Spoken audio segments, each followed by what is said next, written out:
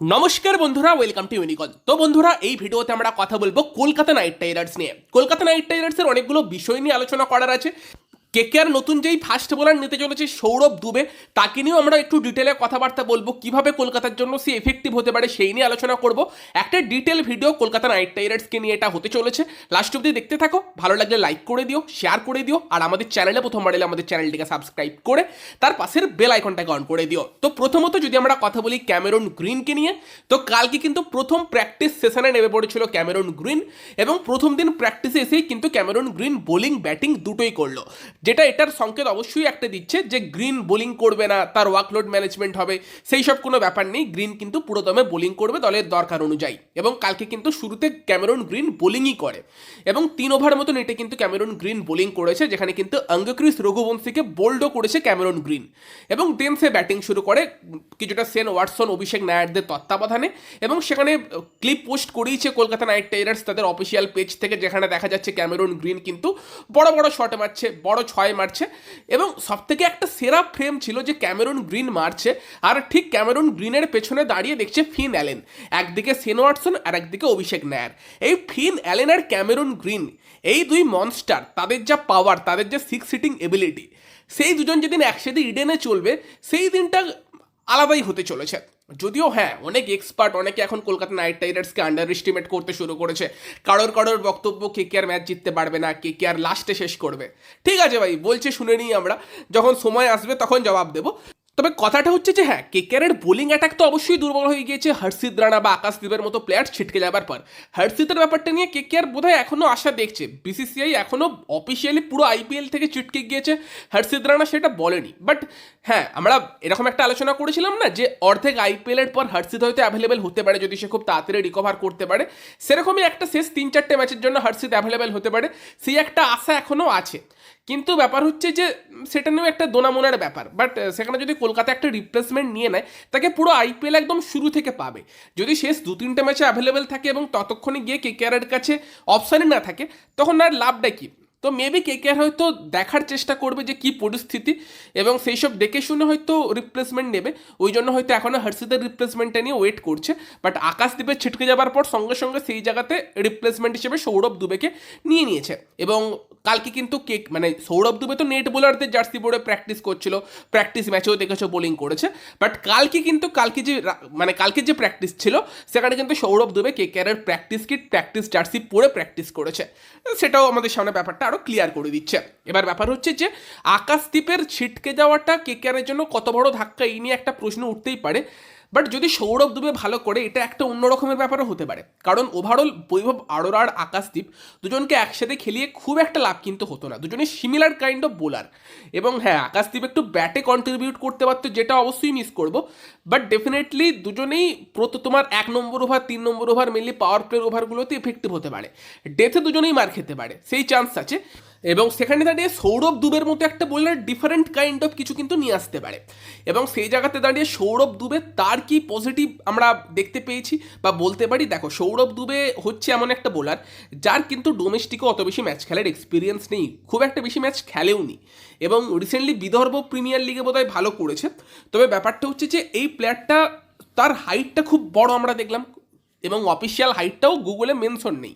But যা দেখলাম 6 foot 5 ইঞ্চির কাছাকাছি হাইট হতেই পারে। ক্যামেরন গ্রিন আর ব্লেজিং মুজারবানের মাঝখানে তাকে রেখে দেখতে হবে একটা ফটো তুলে কীরকম হাইটটা আছে, কারণ মুজারবানি আর গ্রিন দুজনেরই হাইট বিশাল লম্বা। এবং সেখানে একটা লম্বা বোলার, তার সঙ্গে বাঁহাতি অ্যাঙ্গেল, যেটা লেফট আর্ম অ্যাঙ্গেলটা কেকেআরের বাকি বোলারদের ছিল না, সেই অ্যাঙ্গেলটা নিয়ে আসছে। তার গতি কিন্তু সুপারফাস্ট সেরকম মনে হয়নি, 135-এর আশেপাশেই তার গতি মনে হয়েছে। বাট গতির থেকেও দরকার হচ্ছে প্রপার লাইন লেন্থে বোলিং করা। ইডেনের মতো পিচে যত বেশি গতিতে বল আসবে, তত বেশি গতিতে মাঠের বাইরেও যাবে, এবং সেখানে এমন একটা বোলার দরকার যে সার্ভাইভ করতে পারবে ইডেনে, অ্যাট ওয়াইড লাইন লেন্থে বল করতে পারবে, এবং এমন একটা লেন্থে বল করতে পারবে যেখানে ব্যাটসম্যানদের পক্ষে শট মেকিং অতটা ইজি হবে না, যেগুলো প্রথম প্র্যাকটিস ম্যাচ যেটা কেকেআর খেলেছিল, এবং সেখানে কিন্তু আমরা সৌরভ দুবেকে করতে দেখেছি। আর কেকেআরের তাকে দলে নেবার আসল ব্যাপার ওটাই, প্র্যাকটিস ম্যাচে ভালো করেছে আর বাকিটা নেটে ভালো করেছে। নেটে ভালো করেছে বলেই প্র্যাকটিস ম্যাচে আমরা দেখলাম যে প্রথম ওভারটা, ষষ্ঠ ওভারটা এবং 19 নম্বর ওভার, যেগুলো একটা ফাস্ট বোলারের জন্য সব থেকে গুরুত্বপূর্ণ ওভার হয়, সেই ওভারগুলোই সৌরভ দুবে বল করেছে এবং যথেষ্ট ভালো বোলিং করেছে। মানে ওরকম গুরুত্বপূর্ণ ওভারগুলোই সৌরভ দুবেকে বল তুলে দিল কেন, তাকে চেক করার জন্য যে সে কীরকম বোলিং করছে। তো সেটাই একটা সংকেত ছিল। ইভেন আরএস আম্ব্রিস সে যতক্ষণ ব্যাটিং করলো কেকেআরের নেটে ওই প্র্যাকটিস ম্যাচটায়, সেটা দেখেও আমার মনে হচ্ছে যে আরএস আম্ব্রিসও কেকেআরের প্ল্যানিংয়ে ভালোভাবেই আছে। হর্ষিত রানা যখনই মানে অফিসিয়ালি যদি রুলড আউট হয়ে যায় কেকেআর আরএস আম্ব্রিসকে আনতে পারে, সেটার একটা বড় রকম আমরা সংকেত পেয়েছি, কারণ অলরাউন্ডার হিসেবে সেও টিমে অনেক ব্যালেন্স আনতে পারে। এবার হ্যাঁ, সৌরভ দুবেকে নিয়ে কথা বললে তো তাকে আমার মনে হয় কেকেআর পুরোপুরি ট্রেনিংয়ে দেখেছে, প্র্যাকটিসে দেখেছে, দেখে তাকে নিয়েছে। বাকিরাও ছিল প্র্যাকটিসে, হয়তো সৌরভ দুবে বেশি ইমপ্রেস করেছে এবং সেই জায়গাতে দাঁড়িয়েই সৌরভ দুবে ওই জিনিসটা ভালো করছিল। আমরা দেখলাম যে 19 নম্বর ওভারে এসে কিন্তু অনুকূল একটা 6 অবশ্যই মেরেছিল, কিন্তু বাকি বলগুলো অতটা ভালো কিন্তু হিট অনুকূল বা অঙ্ক্রিস মারতে পারেনি, যেখানে অঙ্ক্রিস পুরোপুরি সেট ছিল, বাকি বোলারদের খুব মারছিল। তো সেই জিনিসটা আমরা দেখলাম যে ওয়াইড লাইন লেন্থে বল করছে এবং কিছু কিছু সময় ব্যাটটাকে একটু ওপরের দিকে হিট করছে, যেটা মারা একটু কঠিন হয়। ফলে যদি কলকাতা নাইট রাইডার্স সৌরভ দুবে এবং কার্তিক ত্যাগীর মধ্যে একজনকে ডেথ ওভারের জন্য রেডি করতে পারে, সেটা ডেফিনেটলি কলকাতার জন্য একটা বড় অ্যাডভান্টেজ। কার্তিক ত্যাগীকেও আমরা সেটা করতে দেখেছি ওই ম্যাচের ফার্স্ট ইনিংসে, ভালো লাইন লেন্থে বল করছিল, ওয়াইড লাইন লেন্থে, যেখানে মারা অতটা ইজি হচ্ছিল না। ইভেন বৈভবও খারাপ করেনি, তবে বৈভবের ব্যাপারটা হচ্ছে ও 5টা ইয়র্কার মারতে গেলে 4টে লো ফুলটস হয়, একটা ইয়র্কার পরে, কিন্তু সেই জায়গাতে ওয়াইড ইয়র্কারটা একটা বড় অস্ত্র এই ইডেনের কন্ডিশনে হতেই পারে, যেটা সৌরভ দুবে বা কার্তিক ত্যাগীকে আমরা করতে দেখেছি। ফলে সেইটাই হয়তো মেন কারণ আমার মনে হয় কলকাতা নাইট রাইডার্স সৌরভ দুবের মতো একটা বোলারকে চুজ করার জন্য। কেকেআর হয়তো এইটা ভেবেছে যে আমাদের কাছে আরোরা আছে যে নতুন বলে বল করবে 1 নম্বর 3 নম্বর ওভার, ফলে এমন একটা বোলার যে সেকেন্ড ওভারে বল করতে পারবে, ডেথে একটা ওভার দিতে পারবে, মিডিলে বল করতে পারবে, অল ফেস টাইপের বোলার, মেবি সৌরভ দুবে কিন্তু সেটা হতে পারে।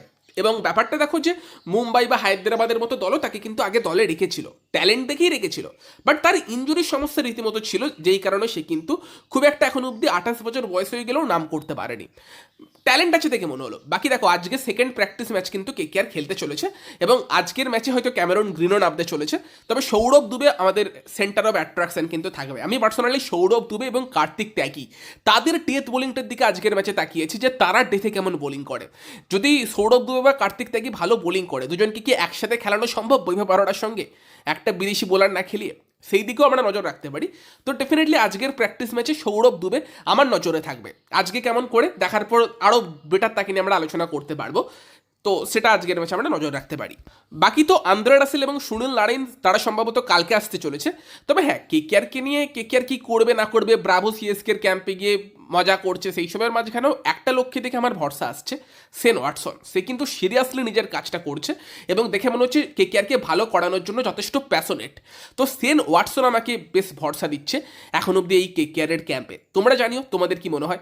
বাকি ভিডিওটা ভালো লাগলে ভিডিওটাকে লাইক করে দিও, শেয়ার করে দিও, আমাদের চ্যানেলে প্রথমবার এলে আমাদের চ্যানেলটিকে সাবস্ক্রাইব করে তার পাশের বেল আইকনটাকে অন করে দিও। তো চলো গাইস, এই ভিডিওতে এই পর্যন্তই, বাই বাই।